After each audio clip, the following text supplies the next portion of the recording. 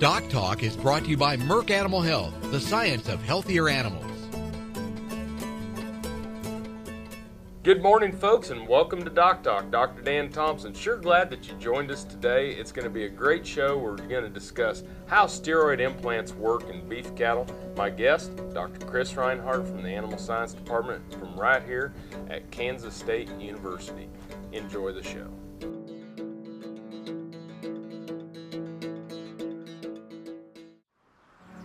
As dependable as the sunrise, in dairy parlors, open pastures, on ranches and feed yards across America. A place where reputation is more than a name, where the science of healthier animals is a way of life. It's the responsibility that drives who we are and what we do. Every decision, every day. It's your livelihood and our responsibility. Closed caption brought to you by AgriLabs, the perfect pairing of performance and value.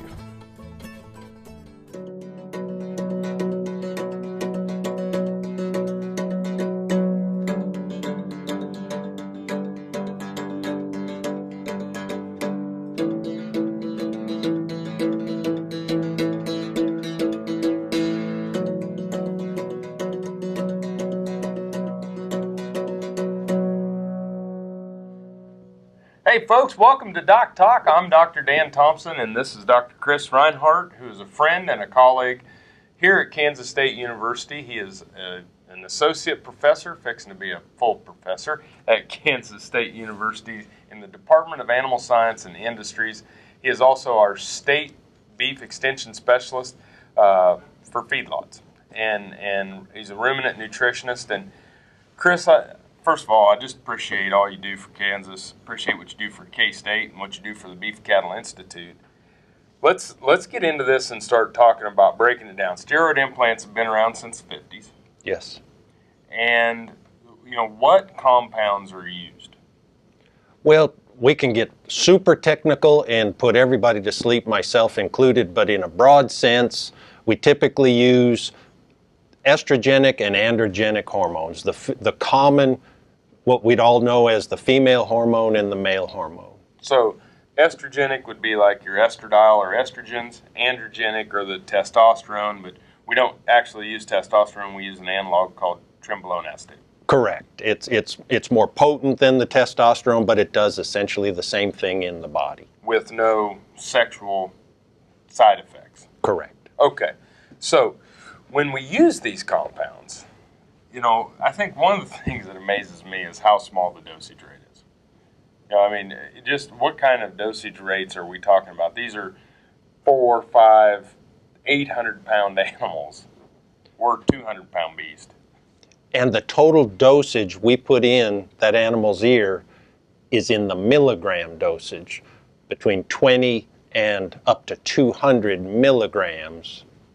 So when we're talking about 20 to 200 milligrams, how long, I mean, for like I said, if I'm going to take a 200 milligram Advil, I take 2 of those. So we're talking about 1 Advil equivalent dosage. Over how long a period of time is that? Is it daily, weekly? No. You know, I'm baiting you on that. Yeah, we'll put that in and we'll let that implant go for 100, 120, 150 days. So we're talking about dosing an animal with 200 milligrams over 150 to 180 days in an animal that weighs 800 pounds. Not Correct. a very big dose. Very, very small. Now, these dosage rates, these are not oral, these are not injectable, these are a subcutaneous pellet that's placed underneath the skin of the ear that pay out over this time.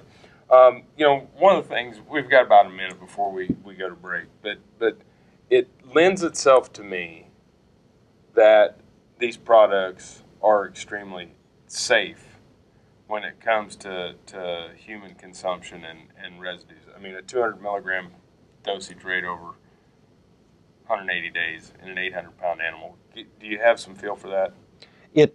What I like is our FDA, our CVM, has put in place what I'll call multiple hurdles of safety. You mentioned the implant being placed under the skin in the middle third of the animal's ear. I always ask people, when's the last time they sat down to a nice juicy piece of ear? I mean, we even put the implant in a place that will never be used for human consumption. So in the meat, very little residue, if any. And when we come back, we'll give you some comparative numbers. You're watching DocTalk. We're talking about steroid implants, their safety, and how they work in the ruminant animal with Dr. Chris Reinhardt. This Meet the Future Veterinarian is brought to you by Zuprevo. Choose confidence. Choose Zuprevo for BRD treatment. Jennifer Hawley recently received an AmStut scholarship. She grew up on a family-owned dairy with registered Holsteins in northwestern Wisconsin. Her passion for the dairy business led her to the University of Wisconsin School of Veterinary Medicine, and her work there took her to Mexico, New Zealand, Turkey, Ecuador, and Indonesia to learn even more about international agriculture. Some call it a come-from-behind victory, an unlikely win, a reversal of fortune, snatching victory from the jaws of defeat. This is our moment, our victory dance, because we choose confidence. We choose Zuprevo for BRD treatment. Ask your veterinarian to prescribe Zuprevo. Zuprevo is a fast-acting, long-lasting BRD treatment that you can count on to get the job done. Choose confidence. Choose Zuprevo from Merck Animal Health. No matter where, no matter why, the Veterinary Health Center at Kansas State University is committed to providing quality patient care to animals and exceptional customer service to their owners. From routine checkups to emergency and specialty care, our world-renowned specialists and experienced professionals are here to discover, to teach, and to heal. Let us know. How can I help? How can we help? Hi, I'm Kevin Ochsner, host of NCBA's Cattleman to Cattleman and Colorado Rancher.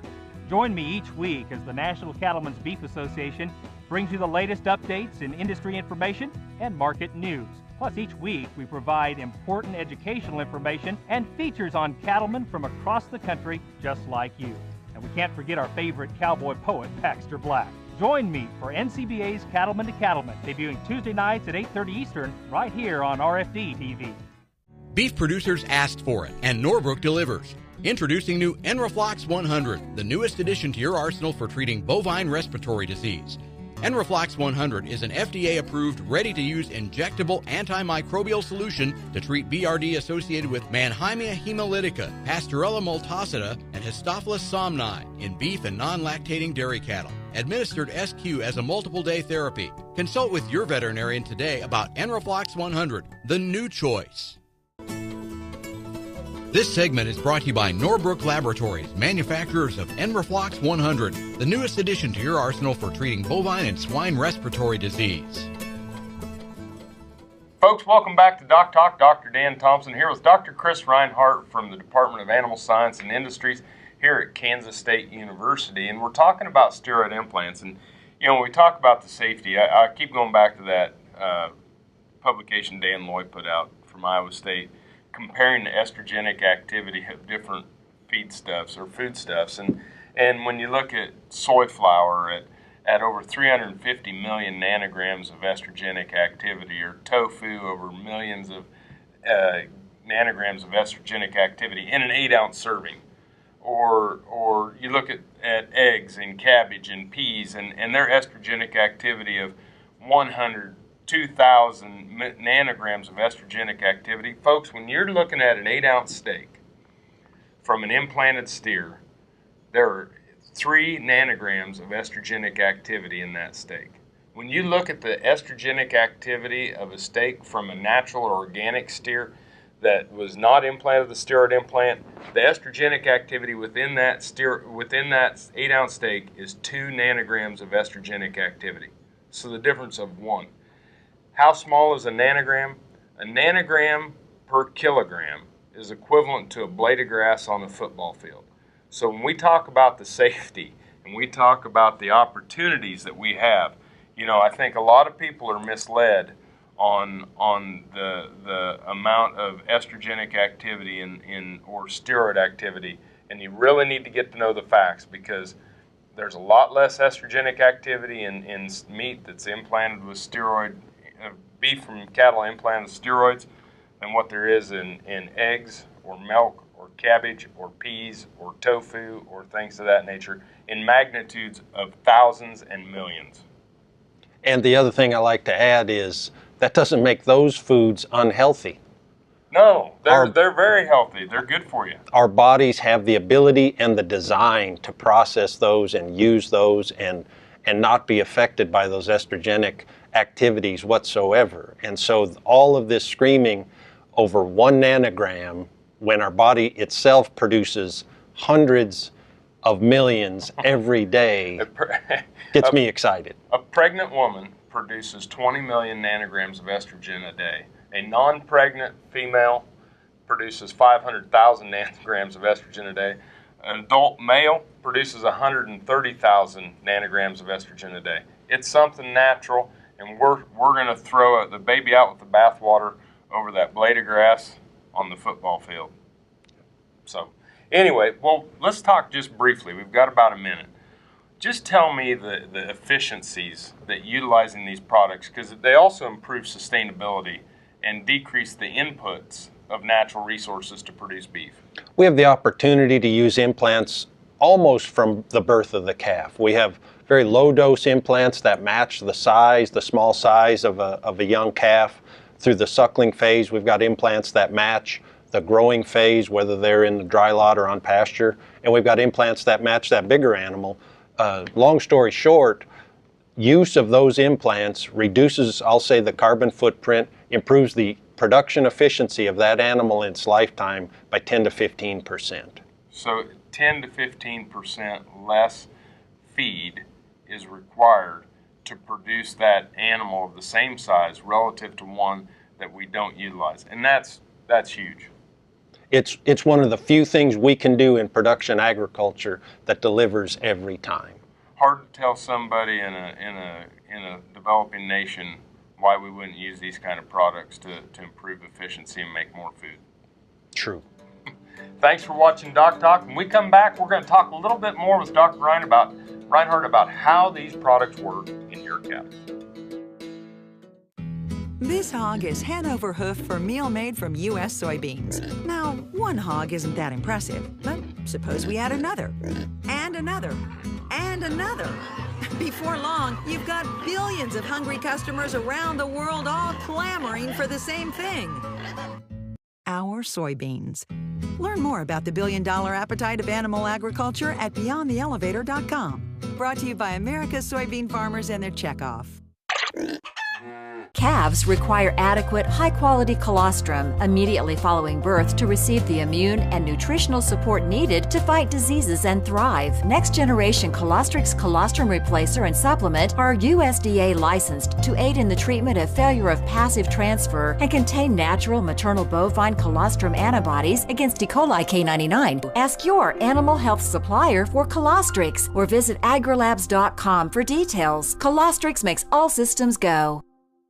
Hello friends, I'm Ernie Rodina. And I'm Dawn Dawson with the Better Horses Radio Show. For over 9 years, we've been bringing the Better Horses Radio Show to markets all across the Midwest. We talk about God, lots about horses. We talk about cows, we talk about horse health, we talk to top trainers, and we even talk about Roy Rogers. We're having a blast with Better Horses Radio Show and would love to take it to a market near you. So visit our website at betterhorsesradio.com and let us or your local radio station know you'd like to hear it in your area. The Better Horses Radio Show is unbelievable.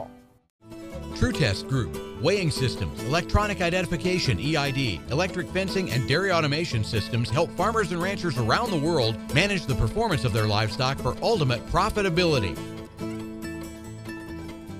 Hey folks, welcome back to DocTalk. Dr. Dan Thompson and Dr. Chris Reinhardt here from Kansas State University, and we're having what I think is a great show because it's something I've wanted to get on the show to explain to people and have this, get it on YouTube, get it on our archive, share it with your relatives, because the truth about the safety and the effectiveness of steroid implants really needs to get out there, because this is a technology we need to keep, and this is a technology we need to expand for beef production. But let's talk about how these products work. So I give a calf a steroid implant. We don't use this in pigs and chickens because they don't work in monogastrics. They work in sheep, goats, and cattle.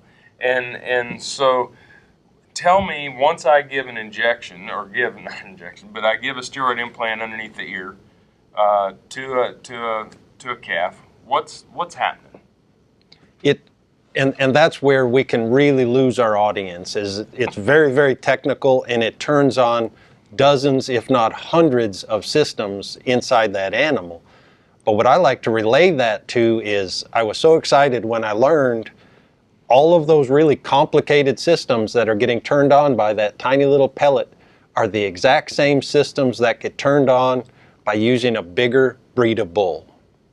Gotcha. It's about growth and really turning on the systems that genetics for bigger size, greater efficiency turn on without that implant. So basically, when you use a steroid implant in a calf before puberty, you're just shifting that mature body size.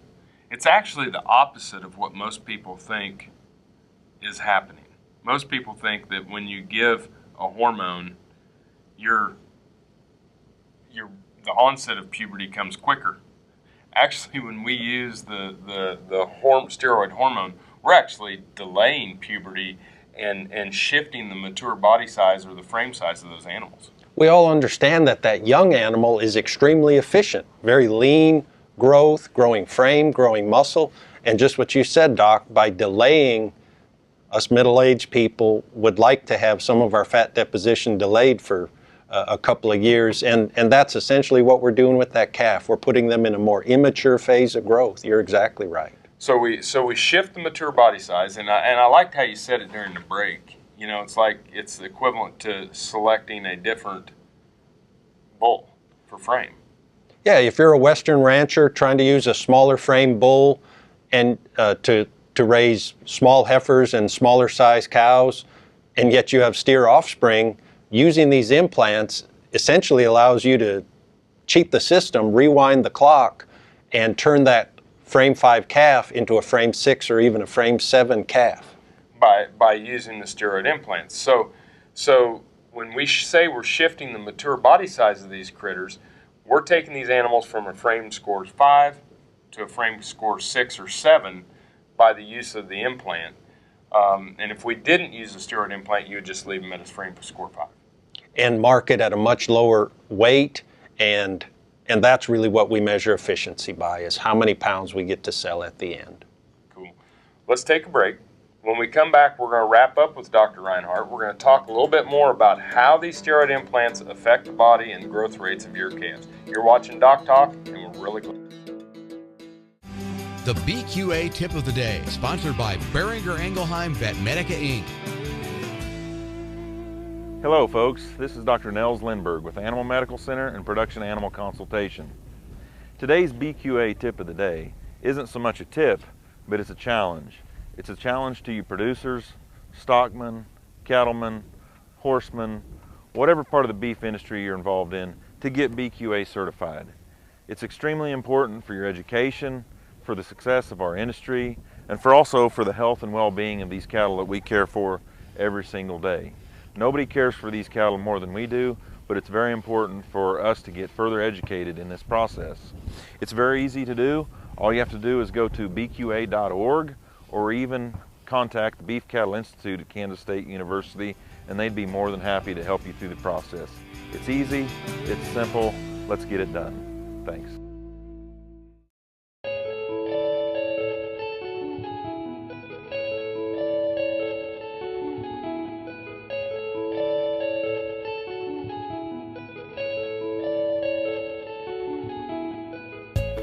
It must be an inherited trait, because I have never wanted to do anything other than be in the cattle business. And it's interesting, as I have grandchildren now, little bitty ones. All they want to do is go to the barn, swing a rope, and be a cowboy. It's something. It's a lifestyle that we have, the way we make a living, obviously. But it's really more than that. It gives us the opportunity as a family to be able to work together and enjoy each other's company and make a living at the same time. We've been using Triangle for years, and the reason we do it's been safe and effective, and we're going to continue to do that. We'll put the cows in the chute twice a year, spring and fall. 100% of our cattle get vaccinated with Triangle.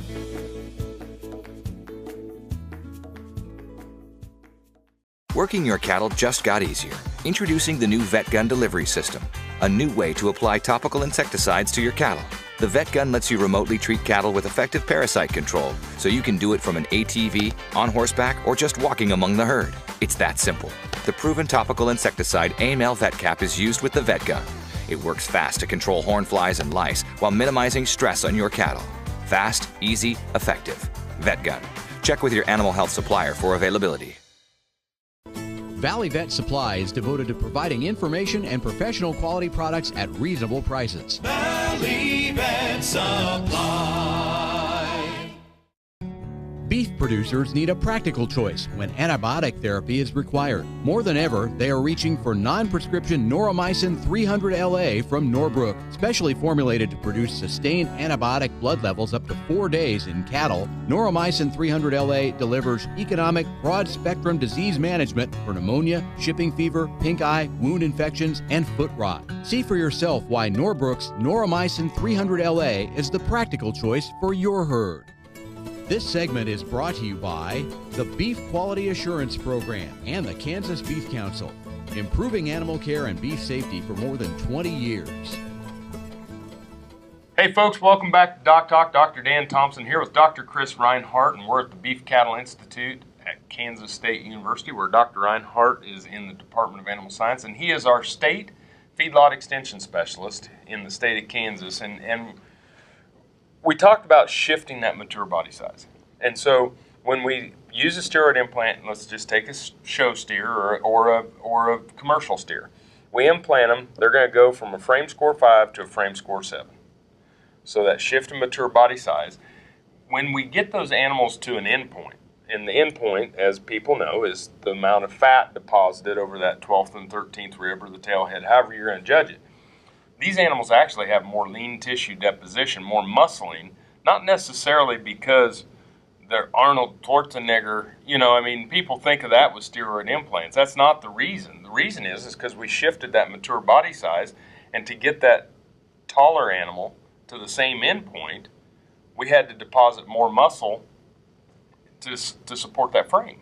I really like that analogy of shifting the growth curve to the right, as it were, because the implants do the same thing as using a bigger bull. It's not like simply blowing them up like a muscle builder. Implants turn on everything, but so does using a bigger breed of bull. There's just more pounds there at the end. So we just wind up with a larger calf, and the efficiency comes because we're getting increased pounds of gain on the same amount of feed as what we did with that smaller frame animal.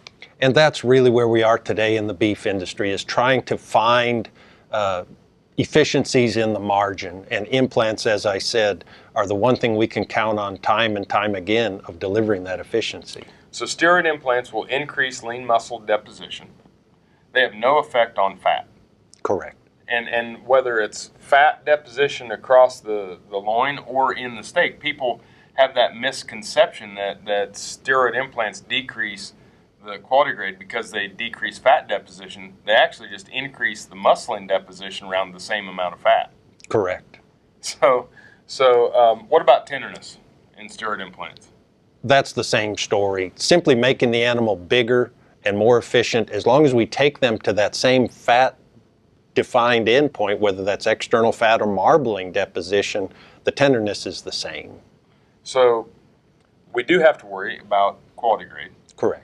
So what are some of your strategies or recommendations for producers to when to really worry about quality grade and how to impact that, not impact that in a negative manner? The simplest thing is to match the dosage of the implant to the animal and the nutrition provided. Chris, thanks for being on the show today. You're always welcome.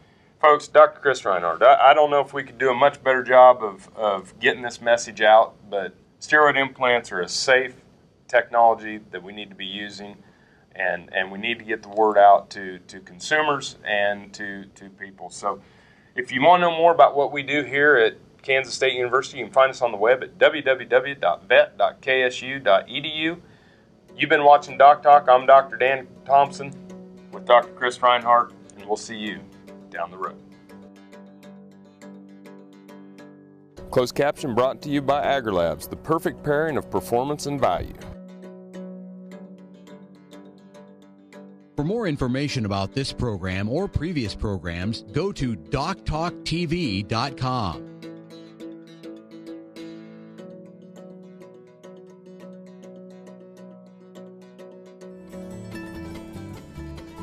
Doc Talk was brought to you by Merck Animal Health, the science of healthier animals.